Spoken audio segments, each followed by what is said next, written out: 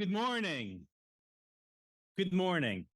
Dr. Martin Luther King Jr. once said, everybody could be great because everybody can serve somebody. Thank you. Thank you. Thank you for serving the youth from across our state. Welcome to the 2023 Youth Resilience Summit. My name is James Allegretto, and I am the Director for Youth of North Carolina. And it is an honor to see each of you here today for this summit. We have assembled the top experts in their field to present to you today. These people are not just out there talking about change, but they are out there doing it. They will give you the tips and the tools to make a difference tomorrow in your community. Now, we couldn't have done this alone. Youth of North Carolina, working in partnership with the Boys and Girls Club and the YMCA, were able to put this summit together. Let's give our partners a round of applause.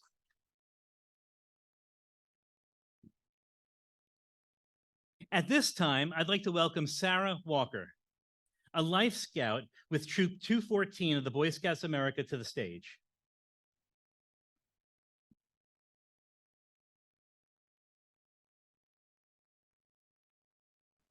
Good morning. My name is Sarah Walker. I am a Life Scout, but I am well on my way to earning Eagle. I am grateful for the opportunity to be here today, and I am here to lead you in the Pledge of Allegiance. Please stand as you are able. And please join me in the Pledge of Allegiance. I pledge allegiance to the flag of the United States of America and to the republic for which it stands, one nation, under God, indivisible, with liberty and justice for all. You may sit. Thank you.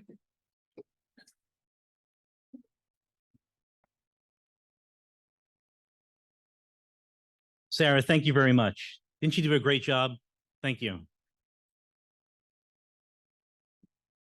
We've had tremendous people step up from the community to support this program and make it possible for everyone to attend. Please take a moment and turn your attention to the screens. These can also be found at the back of your program. Let's recognize our sponsors who made it possible for each of us to be here today.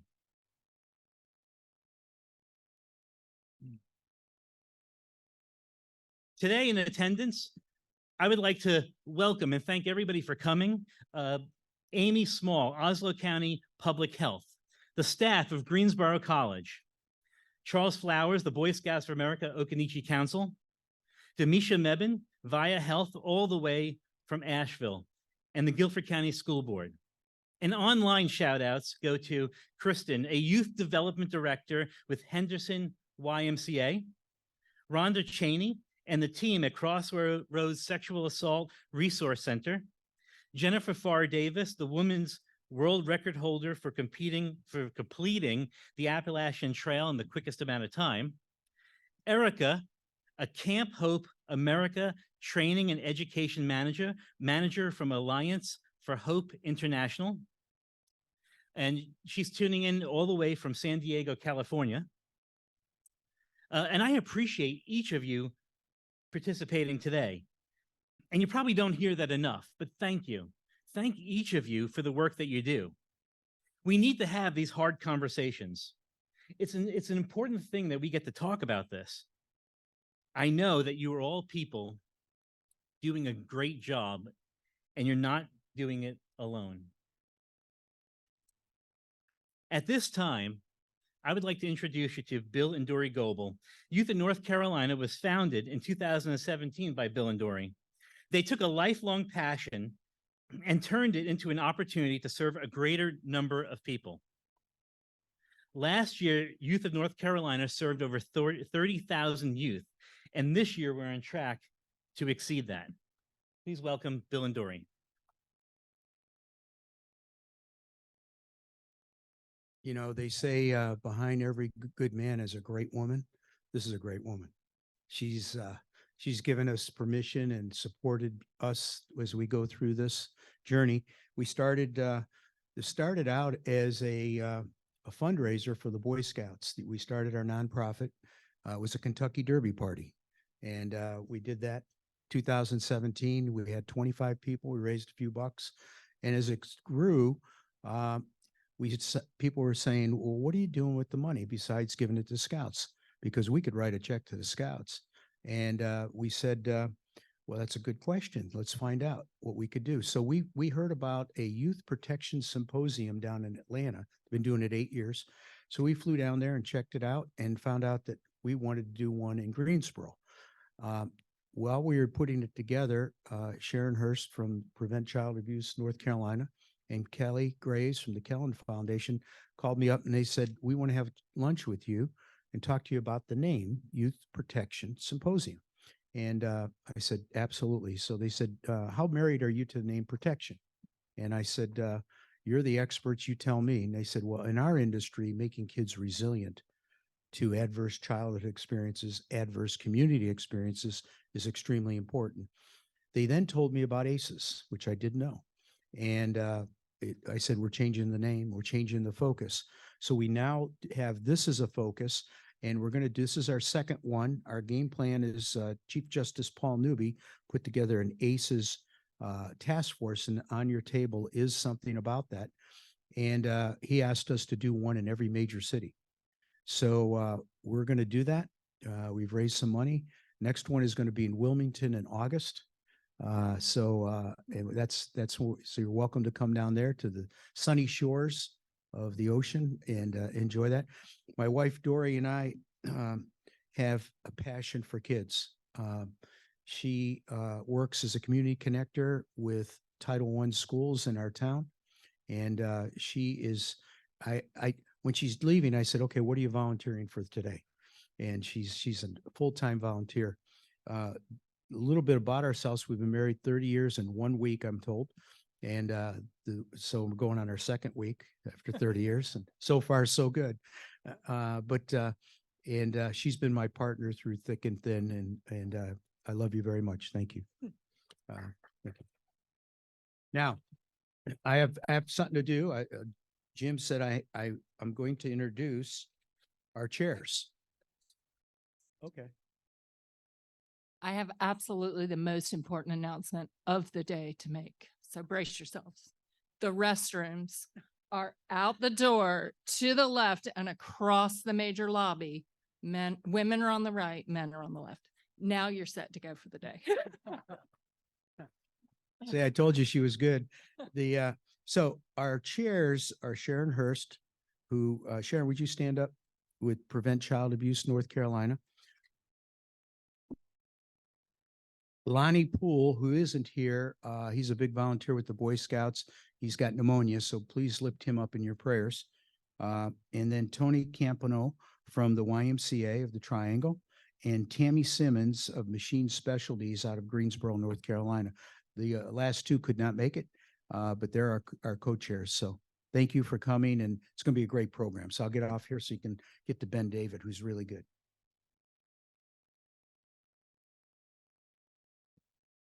Thank you, Bill, Doreen. Okay, so this is how the Youth Resilience Summit will operate. In just a moment, New Hanover and Pender County District Attorney Ben David will be up here, and he will give you an inspiring talk. So at this time, let's bring up Ben David to the stage. Okay. And what does the Lord require of each of us but to do justice, love mercy, and walk humbly with our God? You know, I've been a prosecutor for a quarter of a century, the elected DA in my hometown for almost 2 decades, and I have yet to find a better mission statement than what is found in the book of Micah.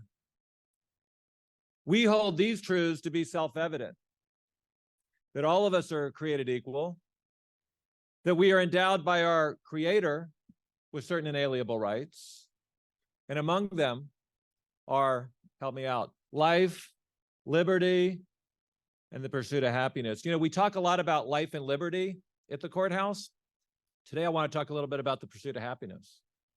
And then there's the first words of our Constitution. We, the people of the United States, in order to form a more perfect union, establish what? Justice. We're not perfect, we're humans, but we're trying to be more perfect. And that's why we're here today. How as we as adults in the justice system are fighting for justice, which not only means punishing the wicked, but also uplifting the poor and the oppressed. How do we do that? How do we make our kids more resilient? So I want to take you on a journey. I want to talk to you about the people I've met along the way. You see, I speak for the dead in murder trials. I give victims a voice at the courthouse. I'm the conscience for my community anytime a crime occurs. That's what district attorneys do. And we meet some incredible people along the way, like this lady right up here, Dora, 79 years old, sleeping in the sanctity of her own bed, a widow, West Pender County, scream and no one can hear you kind of place where no one locked their doors at night, at least before this incident. Monster broke in, beat her to the point where he broke 8 bones in her face, sexually assaulted her too. I remember meeting her in a hospital bed.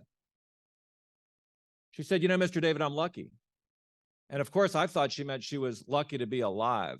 She was beaten to the point where she should have never lived. She said, God made me pass out so the monster would think I was dead.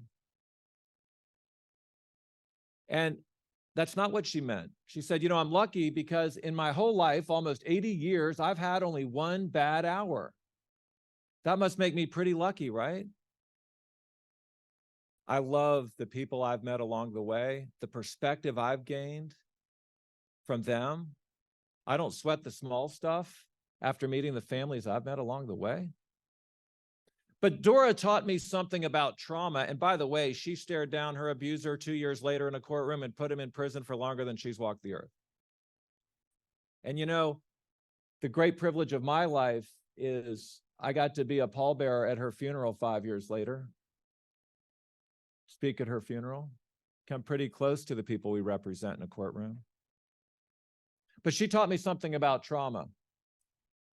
If you're an adult and something bad happens to you, you can compartmentalize it. You can go on. She raised tens of thousands of dollars for our local rape crisis center by sharing her testimony. She held a press conference and encouraged other people to come forward. And in the following year in Pender and New Hanover County, we led the state in the number of reported rape cases. Because when people come forward and have that truth to do so, they inspire others to do the same. She started a Me Too movement 10 years before we knew what that word was. But here's why I'm here today. This child's not having one bad hour. This is one tough childhood. And that is a totally different type of trauma. You know, that shadow that's in the corner next to her, maybe he's drunk again. Maybe he beat mom again. Maybe he's climbing into bed with her at night again. 1 out of 5 of our children in our great state, 1 out of 5, 22% actually, are going to be investigated as victims of abuse, neglect, or dependency. You know all the terrible statistics. What do we do about them? Well, I want you to hold on to something. I promise you this is a little dark at first, but it's very hopeful by the end. Today's victim is tomorrow's defendant. That's what I've learned after 25 years of doing this job. What do I mean? Well, I started my career the day after Columbine in Wilmington. I'd been a corporate attorney before that point. Didn't take me long to meet this young woman. This is not off the internet. And unfortunately, this is not a yearbook photo. It's a mugshot. Shoplifting, 19 years old. Here's the same girl 2 years later. This is what crack cocaine looks like. Drug dealers forget to tell you that. Here she is 10 years later. Now it's heroin. Now it's 4 children by 3 different men. Now it's prostitution. Is it any wonder that she's in our jail tonight? Wherever you're from in our great state, you have Amber. You have that nonviolent person who is serving out a life sentence 2 weeks at a time. Criminal justice system doesn't know what to do with her. She's in our drug courts, in our mental health courts. We're trying. But the reason she doesn't kick those drugs, she doesn't look at drugs as the problem. She looks at them as the solution. She's medicating her childhood trauma. She's the little girl in the corner. No, the true gateway drug in our state, it's not marijuana, newsflash. It's adverse childhood experiences. What are we up against? 10 people a day in the Tar Heel state are dying of heroin and fentanyl, 10 a day. 300 a day in America. That's like a plane crash every day. 2 a week in my district. How about yours? How do we stop this opioid epidemic? It turns out it's on loving on our children and making them resilient today so that they don't medicate their pain away in 15 years from now. I want to fast forward to another story. This was my first client, little Papa, forever 8 years old. He was shot in the head by a stray bullet coming out of a public housing project in Wilmington in 1998. You know, there were men who were breaking into homes, robbing other drug dealers. People don't report that. How does that phone call go? Just had $4,000 of crack cocaine stolen from it? No, it's not how it goes. They go and get their own gun. Today's victim, tomorrow's defendant. So these guys who have been breaking into people's homes to steal their stuff, they caught up with them on the street. Dr. King called it the downward spiral of violence, where hate begets more hate. They shot the guy who had broken into their home all right, killed him. But a stray bullet went right down the street, went into a car, and killed little Papa. He was 8 years old. You know, when I became district attorney after trying this murder case, said we need to go into the neighborhood and understand a little bit more about the environment he's in. So here's what we did. We did something called crime mapping. I bet you've done it in your hometown too, if you're from one of the metro cores of our great state. Basically, you can look at crime statistics, open air drug transactions, carjackings. You can also even rely on what's called shot spotter data, quite literally acoustically triangulate where guns are going off in your community and be there within mere seconds from a law enforcement response. We call it shot spotter. Go to the hospital and capture all the unreported crime also. So we did that in my hometown. It was the north side of Wilmington. We didn't pick the area, it picked us. And we decided, let's go into this environment with a lot of the people that look like this room, healthcare workers, DSS, not police and prosecutors. See what we can do about it. We drew a big zone around this area, much like they did in Harlem. If you've heard of the Harlem Children's Zone, we created what we called the Youth Enrichment Zone. Michael Jordan's old middle school, where he learned to dunk a basketball, was in there. It's called DC Virgo. Well, we knew we couldn't solve all of our problems at the courthouse or even at the schoolhouse. We had to go to the child's house. So we went under the roof where these children were coming from into this school to learn a little bit more about them. And what we found is very little structure. Kids hunger for structure. We know this. We all do.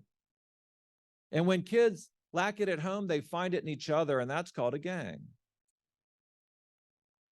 Here's what we found. Are you ready for this? 84 homes, 256 kids, 4 fathers living in their youth enrichment zone. They say that the ruin of a nation begins in the homes of its people. What do we do? Well, what we were looking at there is the second type of ACEs. That first one, that little girl huddling in the corner that might be subject to physical or sexual abuse, adverse childhood experiences, ACE. The little Papa, he was living in a neighborhood that was eaten up with crime. That's called ACEs also. adverse community environments. These pair of aces is what I'm here today to talk about and how we can make our kids more resilient. So what's not on our postcards? The same thing that's not on yours. It's these things that are bigger than courts were meant to solve on their own. That's why I'm here. I need your help. The social determinants of health, they're the same thing as the root causes of crime. And they're in every great place in our great state. So here's where the inspiration came. That's what 86 years old looks like standing next to me, by the way. That's Dr. Vincent Folletti, San Diego, California, last year. He was a doctor at an obesity clinic back in the mid-1980s. I'm talking extreme obesity. You've watched the shows. My 600-pound life, those were his clients. And he developed this formula, much like Gatorade, which was from my hometown of Gainesville, Florida, where you can actually just take a substance that is liquid and for 1 year not have any food, and in that time, lose over 200 pounds. And so Dr. Folletti was doing that with great success. Men and women, his patients, were going down from 500 pounds to 300 pounds, even less.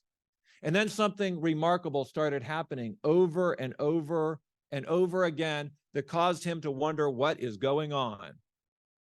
Do you know what happened? What happened is right after they lost this massive amount of weight and felt so good, their self-esteem was raised so much, they almost immediately started gaining it back. What's going on? He said.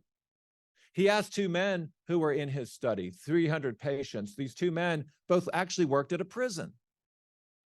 And they said, you know, for us, weight is our armor. You literally throw your weight around behind bars. We feel vulnerable when we're small.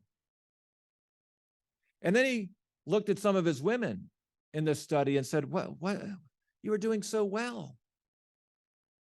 And these women said, you know, and this is their words, overweight is overlooked.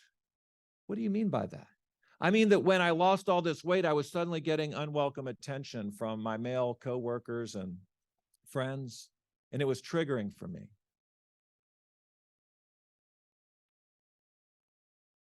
I don't want to be personal, he asked, but how much did you weigh when you had your first sexual experience? He asked just one woman this, and she said 78 pounds. She was an incest survivor. She had only been 13 years old. It couldn't be that easy, he thought. If it's that easy, they would have taught me that in medical school. And so he asked all his patients, men and women, 55% were victims of child sexual abuse. That can't be right. So he went to Atlanta, where he met Robert Anda at the Center for Disease Control, an epidemiologist. He presented in a room much like this, and the other doctors didn't believe him. The sample size is too small. You need a bigger study. So here's what they did. They came up with 10 questions that would track whether people were living with adverse childhood experiences and adverse community environments, and then see what the health effects might look like. So they embedded this patient survey of a different kind, not do you have diabetes, do you have heart disease, tell me about your grandparents and cancer. No, they asked these 10 questions. They asked these 10 questions of initially 17,000 patients in the Kaiser Permanente group of hospitals out in San Diego. It grew to 400,000 surveys. And for the next 25 years, they tracked the data. These are what are known as the social determinants of health. You get a point for every time you answer one of these questions, yes. So if you're really lucky, you have a 0. And if your life is really, really tough, you could have as high as a 10. What did they find?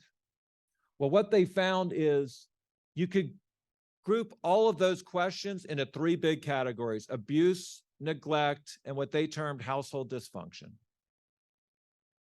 It is not uncommon in the mean streets of Wilmington for a child to be born into an ACE score of 6,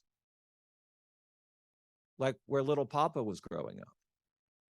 The abuse for some people, like that little girl in the corner, starts later, usually before the age of 5.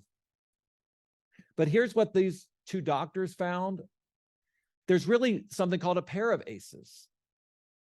These adverse community environments, the roots, think the youth enrichment zone, think little Papa, think about all the things that we have wrong in this country. And I think there's been people talking about this recently and calling the justice system to a higher standard.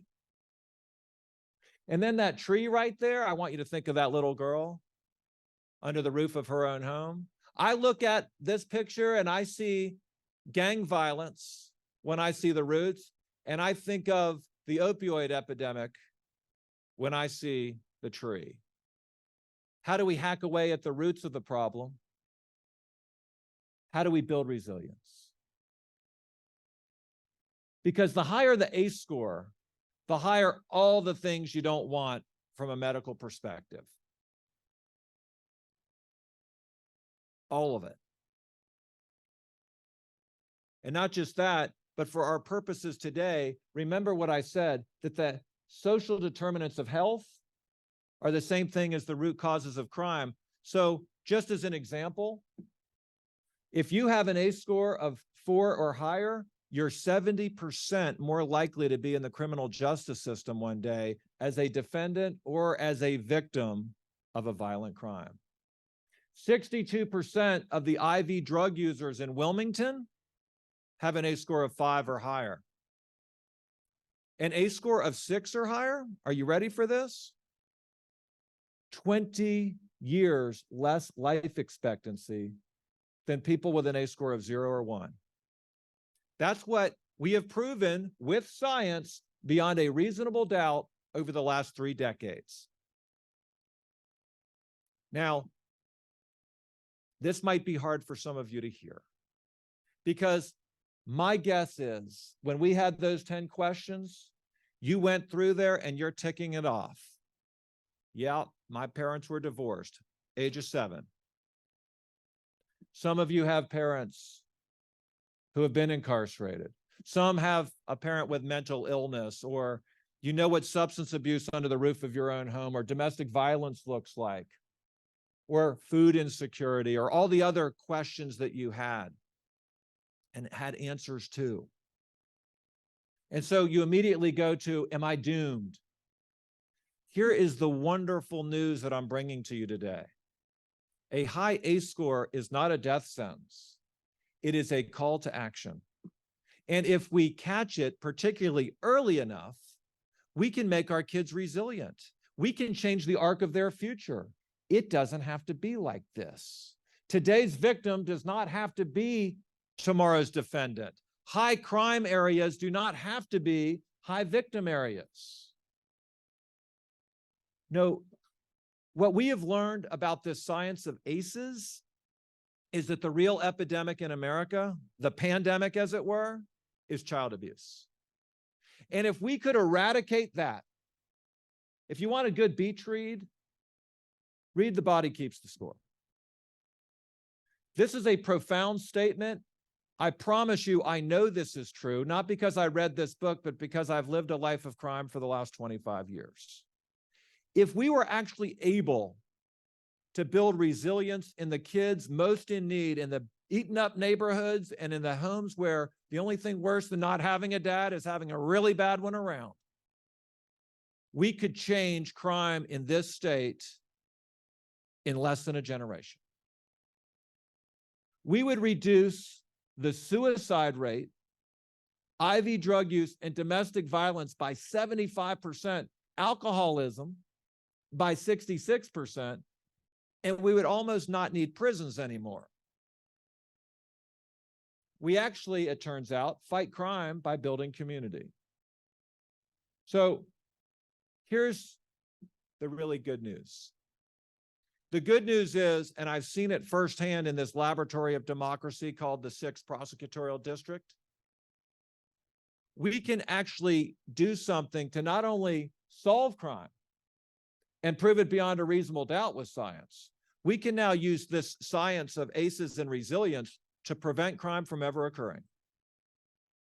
So how do we do it?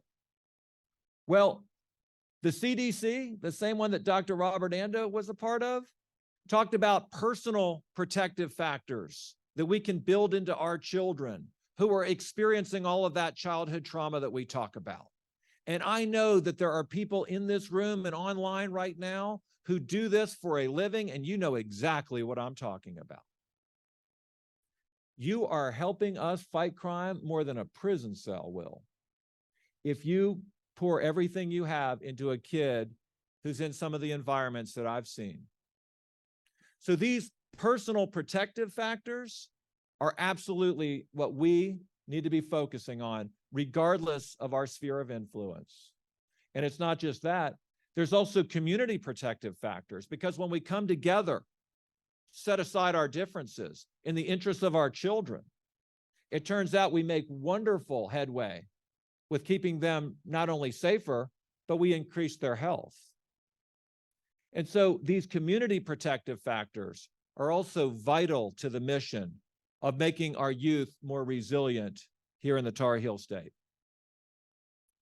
The key is connectedness. Your history of connectedness is a better predictor of your health than your history of adversity. We've all heard it. Adversity builds character. Yes, that's true, but you also need to have these protective factors on a personal level and between each other that build resilience. And if you have that, that kid can bounce all the way back. The clay is not hardened. We still have a chance. And so there are 7 positive childhood experiences. I heard last night, Hope, that health outcomes from positive experiences can really make a difference. Look what we're doing here. Notice that of these 7 factors, 4 of them occur in community.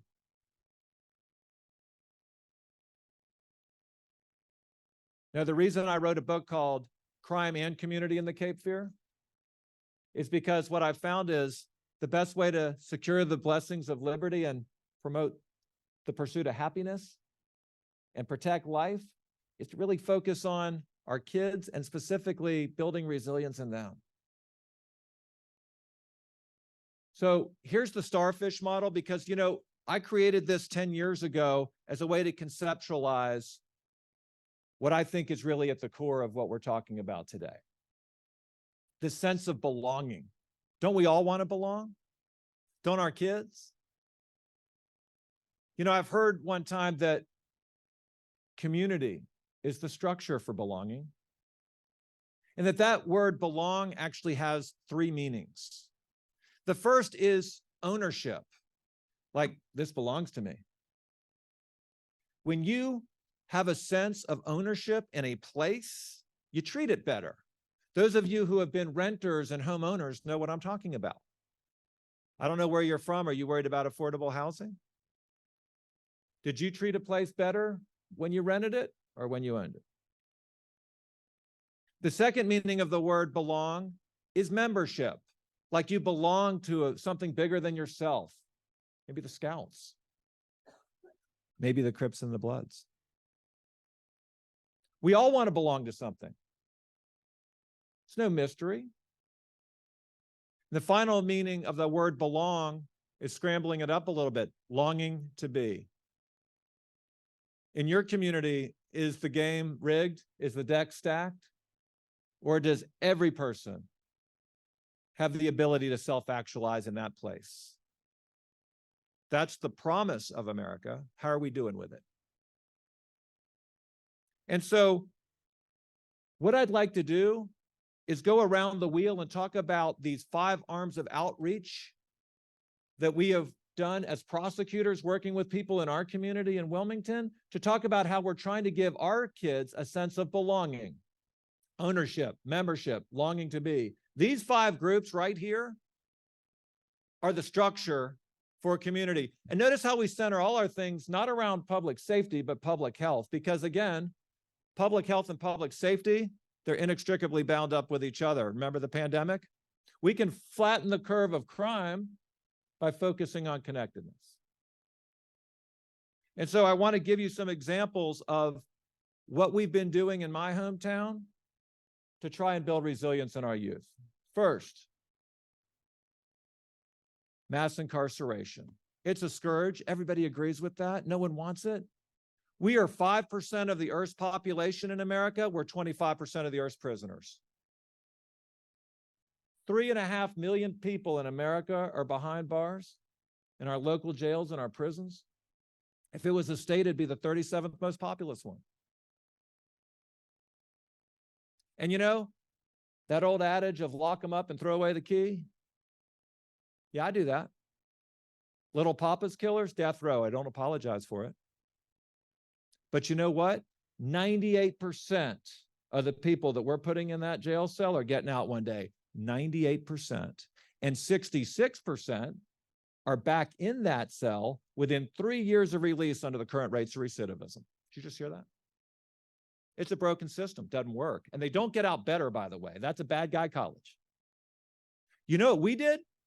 10 years ago, a bunch of prosecutors and judges got together and said, let's rewrite everything. Let's give mandatory probation for drug addiction. That needs treatment. So does mental health. So do our kids. We raised the juvenile age. I was the only prosecutor in this state to go before the legislature and say 16 is too young, make it 18. And you know what we did? In 10 short years, we've closed 11 prisons. We have reduced the prison population by 10%, 4,000 beds. And you know what else happened? Crime is going down.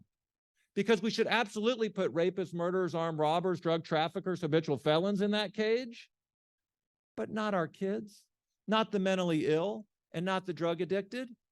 They need treatment. They need resilience.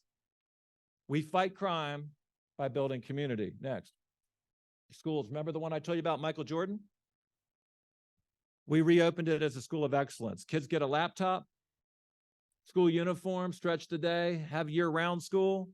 98% attendance rate. First year we did it. When you give a kid a safe place to learn, grandma wants to take them there. We reduced violent crime in our youth enrichment zone over the next 3 years by 28% by just increasing graduation rates by 25%.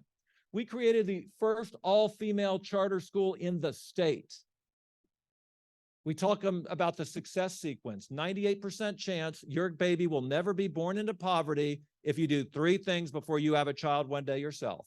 If you do these 3 steps in this order, 98% chance you'll never have a baby living in poverty, even if you were born into poverty yourself. Those 3 steps in this order: graduate high school, get a job, get into a committed relationship. Those 3 things in that order is the success sequence. You know, 2 out of 3 people in my hometown and yours too are high school dropouts. So keeping kids in school is everything. We started a school justice partnership. For a lot of the stuff we could arrest the kids on, I have 70 SROs I advise of the 1,200 officers who I advise in 20 different police agencies. I said, stop arresting them for things like disrupting a class. Let's get principals back in charge of discipline. Save the powder for when we really need it, like a school shooting. And I've done that too. And I treat them like an adult and send them to prison when they do that. And you know what? We reduced juvenile petitions, cut it almost in half in just the first year we did that. That's called the School Justice Partnership. And then I turned to this CEO and he said, Ben, I've heard hope's not a strategy. I said, actually it is. I'll get to that in a minute.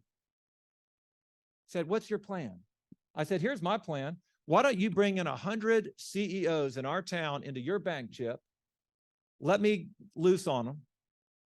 And I'm going to tell them why they should hire just one person who's justice involved. Streets and equal opportunity employer. Are you? Would you be willing to take a chance on a person if we're fully transparent with their nonviolent history? Would you be willing to take a chance on them if we put them through a 40-hour boot camp first? Would you be willing not to run a charity, but to run a business with people who know what adversity looks like and can't wait for a second chance? And aren't we a land of second chances? We brought in 100 CEOs. No press was allowed. No politicians. Grace doesn't need a press conference. In 1 year, we put 500 people back to work. And you know what? It got so big, we couldn't handle it anymore. So we had to create our own nonprofit to run it. It's now doing great things every day. If you want to learn more about it, it's called Step Up Wilmington. You know what else we did? The DAs, not public defenders, we're the real public defenders if you didn't know. No one fights more for the poor and the oppressed than North Carolina's prosecutors. If you say Black Lives Matter, me too, 82% of the murder victims in my city are people of color and below the poverty line. No, we get it. We created an expungement clinic and said, you know what? For nonviolent people, we're going to fight to get your records cleaned up. We expanded the law called the Second Chances Act during the pandemic, if you weren't watching. We had hundreds of people show up eligible for relief that can now live with their families again, because you can't do that in public housing if you have a felony, to go to the military again, to go get student loans and get into college and to get these jobs we're talking about. This Second Chance initiative is hopefully coming to your hometown too. We did that 10 years ago. We can't wait to keep doing it with things like driver's license restoration and forgiving fines on minor stuff like all these traffic offenses that are revoking people's licenses. The state shouldn't be a collection agency. Justice shouldn't be built on the backs of poor people. We should fund that. And we're doing that through justice reinvestment, because when you close 11 prisons, you know how much we saved? $500 million over the last 10 years in this state. And the idea is it's supposed to be reinvested back into your community. So to any legislator watching, show me the money. Seriously, where is it? Why do we need to have bake sales in this state? Aren't our kids worth it? Don't you want to have justice officials in charge of how to navigate these kids to safety and work with all these great people in this room? Next, we got the faith-based community involved. You already heard the best mission statement. This Baptist church, 200 years old, they bought the jail when it closed down. We thought we need a bigger jail. The same year I became district attorney, this jail immediately across the street from the courthouse closed. They said, we're going to need a bigger jail. Wilmington's growing. Turns out, by the way, 20 years later, we have the same jail population today as we did in 2004, and we've grown a little bit. And our crime rate's never been lower. Why? Because of all the stuff I've been talking about. But I digress. The point is, this church bought a jail. And then this former place of incarceration became a place for transformation. Let's put our faith into work. Let's get the other area downtown congregations together. Let's create a help hub. Let's have nonprofits all working together and really do something about the poverty, the adverse childhood experiences, the adverse community environments that keep feeding the building next door to us at the courthouse, this revolving door of recidivism. It's been a wonderful thing. You've heard of family justice centers, maybe in your hometown. This idea that we can get particularly women and children's cases involving intimate partner violence and child abuse co-located right next to the courthouse. There's 10,000 square feet in that building. I am working very hard right now with our local hospital to say, let's put 25 people in there, my prosecutors, police, and some of these child advocacy centers all in one place. And we can have wraparound services for them and build resilience while these cases are happening. It's not only going to increase convictions, and it will. It's going to build resilience. And then finally, these 20 nonprofits all synergistically working together. You might know them as United Way in your hometown. We have that. I've chaired it twice. It's not enough to just have people running in 100 different directions. That's what the far left looks like, and that's what agency work usually is. Sometimes it's territorial, isn't it?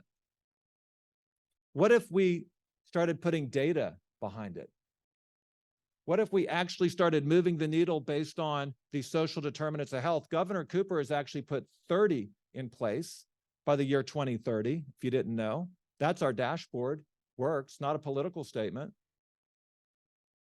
And if we collectively just steer our efforts towards building resilience in our children, focusing on ACEs, that's going to move the needle. That's going to put the next district attorney in your hometown almost out of work. And I'm the one businessman in this room who doesn't want more business. So then we went to the center of the starfish, our largest employer in New Hanover County, the hospital. We said, we need your help.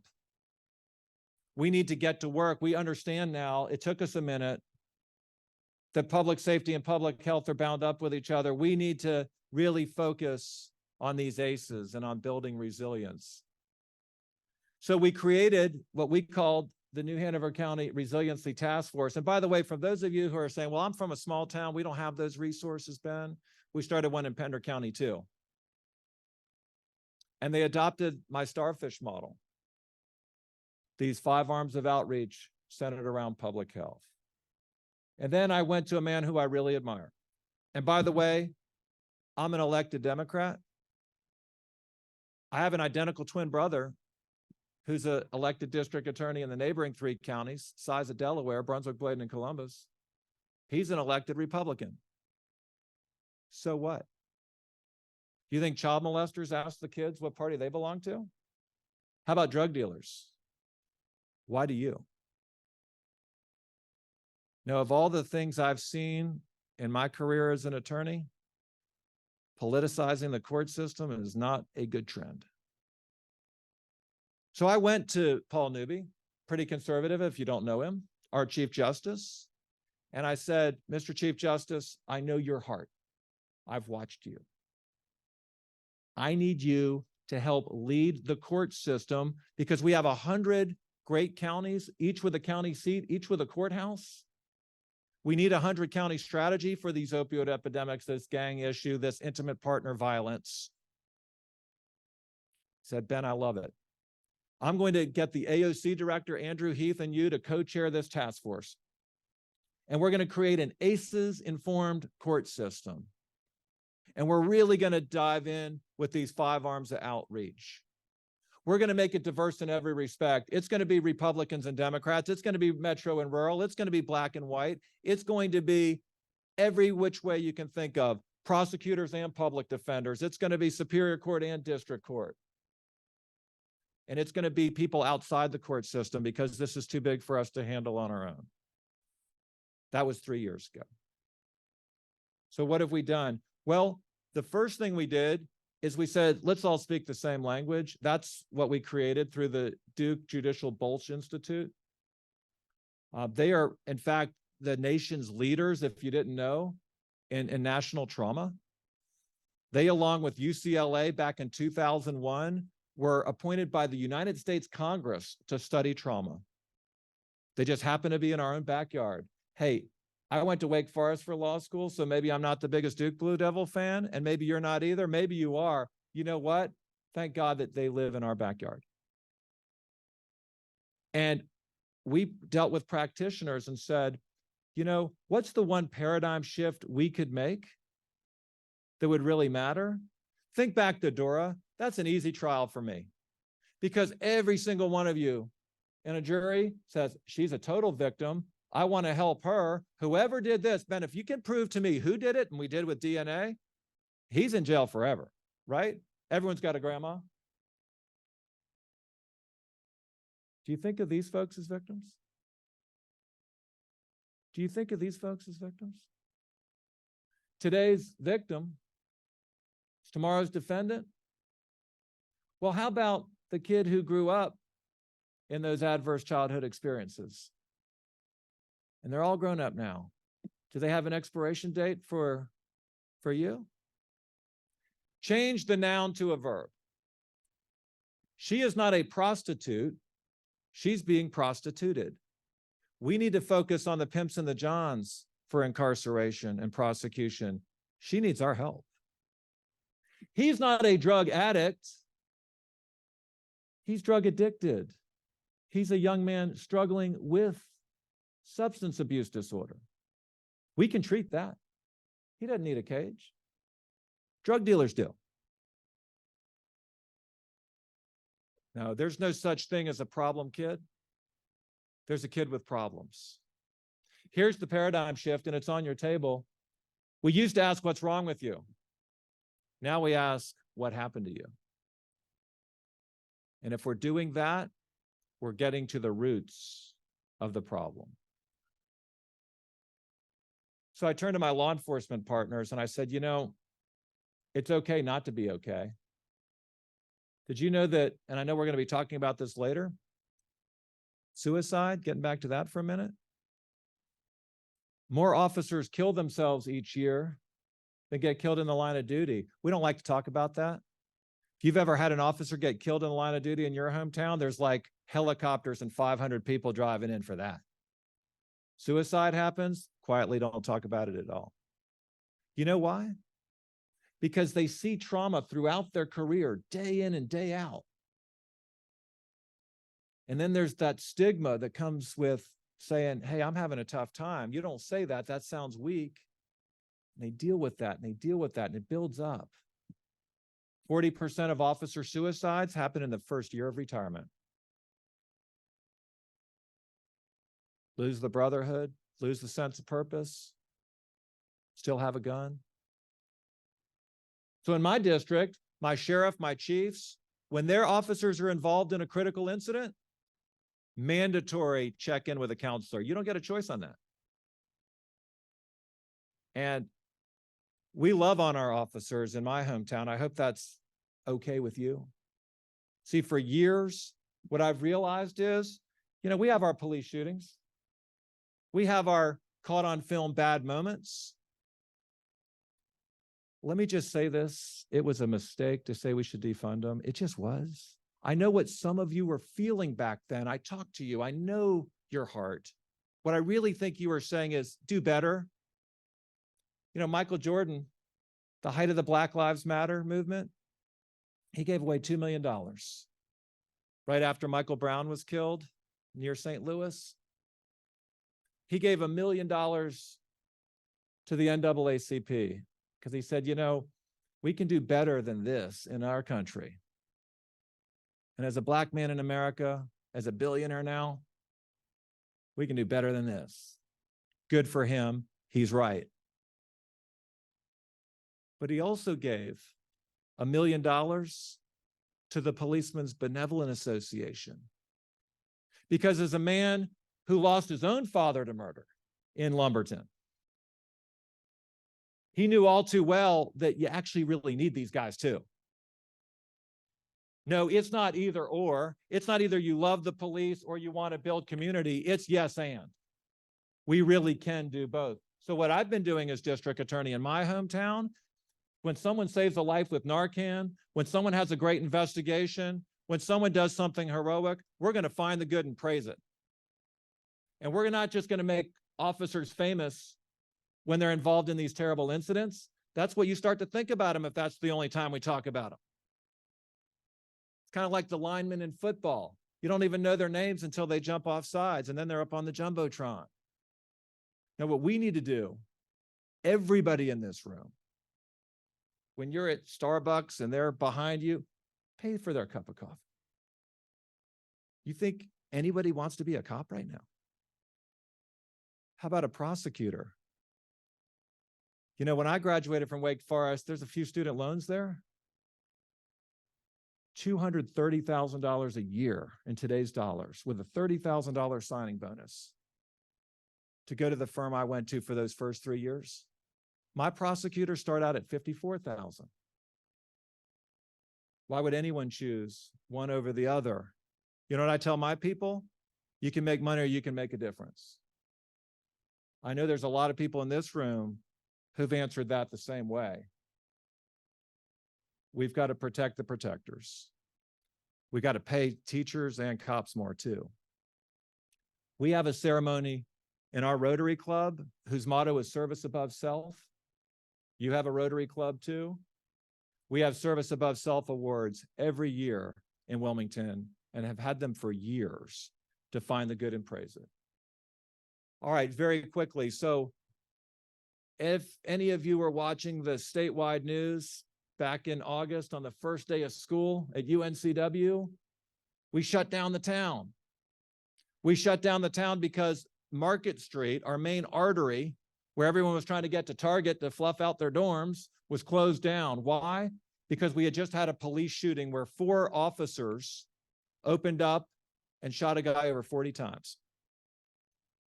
Ooh, what's that? Well, here's what it was.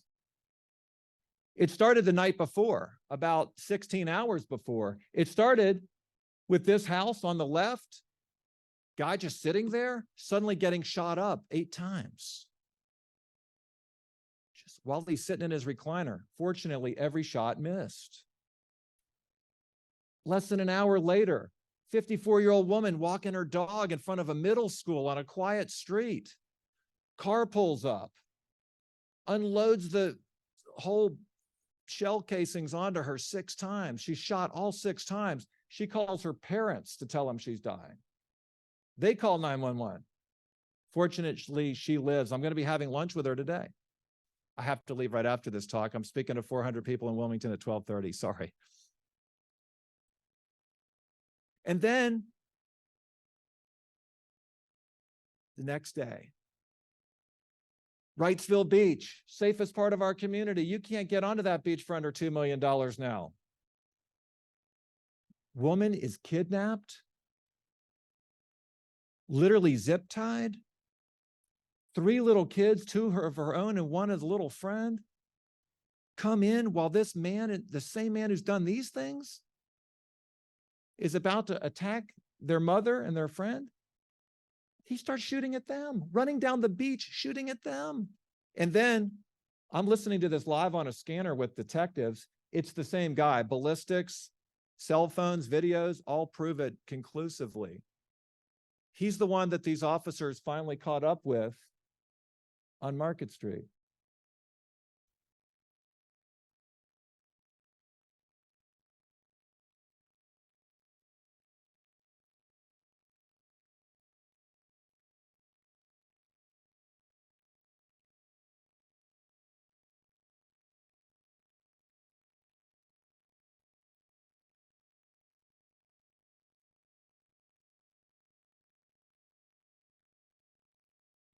Amazingly, no officer was killed, but the assailant was.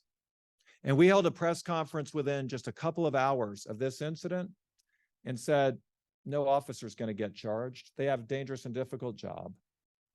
We're going to call for an outside investigation like we always do.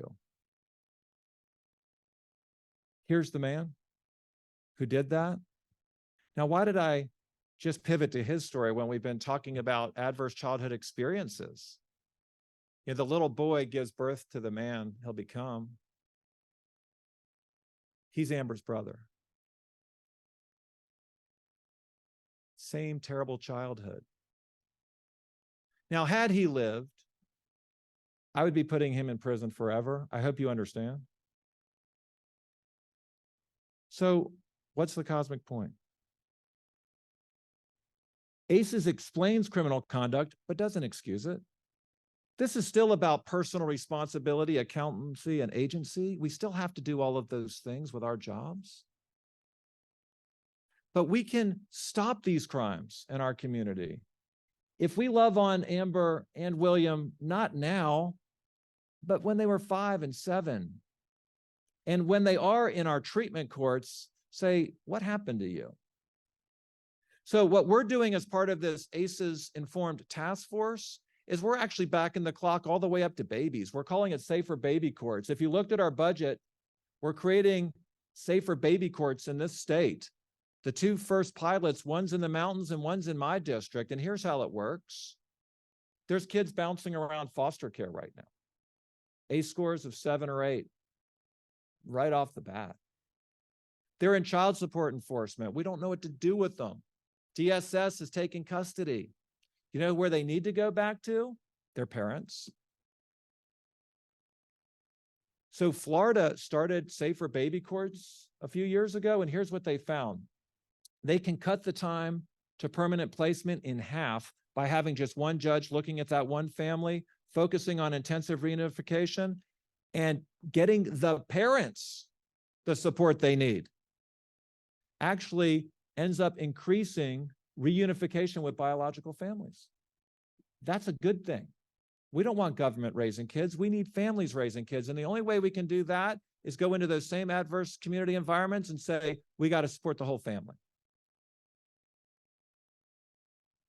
We're also trying to fully fund recovery courts. They were defunded back in 2012 in this state. So the only time you've got a drug court or a mental health court or a veterans treatment court in this state, and we have all three in Wilmington, is if you have county commissioners and city council doing it. Justice reinvestment, show me the money. You know why I say that? Because I'm also the DA in Burgaw, in Pender County, where Dora lived. We don't have any of those things because it doesn't have as many resources. This needs to be a 100-county strategy, not just one. More victims' resources in this state. Did you know that victims have constitutional rights? You voted for it overwhelmingly. Marcy's Law. We don't have to just pay for little Papa's funeral. Why don't we pay for his schooling? We don't have to pay for her drug treatment. Why don't we pay for her post-traumatic stress counseling today? You know, if we spend $1 for crime victims compensation in North Carolina, you know how many the federal government gives us as matching funds? $8. So yes, very good thing that we finally funded Medicaid expansion. We need to be doing the same thing with crime victims compensation. So here's the 10 truths about trauma. Acute trauma is not the same as toxic stress. Dora versus that little girl in the corner. The social determinants of health, they're the same thing as the root causes of crime. Remember the youth enrichment zone. Today's victim is tomorrow's defendant, but doesn't have to be. High crime areas or high victim areas, doesn't have to be. If we can predict it, we can prevent it. And yes, an ounce of prevention, like building community, is worth the pound of cure, like more prison cells. PACEs overcome ACEs. Remember what I told you about hope? That health outcome through positive experiences? Hope is a strategy. It involves personal agency and a network of support around that person that needs to change their life. Get rid of that addiction, get rid of that toxic relationship, break the cycle. It's about willpower and way power. Go to hopescore.com if you want to learn more about that. And I know some of you are watching from Camp Hope. You're doing wonderful things in our state. Let's spread it all over. Take care of yourself as you take care of others. You know, compassion fatigue, that's real. That stress that we face when we take on others, take care of yourself. It's about being smart on crime. It's not being soft on crime. You know why no one runs against me in Wilmington? They can't win. I don't say that to brag. When you walk through the community every day, you don't have to run every 4 years. No one's run against me in 5 terms. And it's because this works. Courts need to be trauma informed. And I'm very proud to be part of a state where our Chief Justice recognizes that. Yeah, we fight crime by building community. You know the parable. Little kid running up and down Wrightsville Beach, saving starfish. Older, wiser person comes up. What are you doing? I'm saving starfish. But the sun is so bright now, the tide has receded. There's so many. Can't make a difference. Without looking up, the child throws the next starfish into the ocean and said, made a difference to that one. What I love about ACEs, it tells us where on the beach we need to be looking. And all of you, in your individual way, you're saving one starfish at a time. If we do this right, we can eradicate all those social determinants of health, all those root causes of crime, by making our kids more resilient, by remembering hope, and by instilling that in them. That's something that I have found has a 100% approval rating. If you want to learn more about what I've been talking about in my hometown, you can go to this website and watch these videos and buy this book if you really want to. I'm not here to sell a book. I give it to the Harrelson Center. That's where I'm going at 12:30 to talk at lunch. Thank you for listening today. I want to thank the Goebels. I want to thank Jim. I want to thank all of you for this hard work. God bless each and every one of you. Thank you so much. Thank you.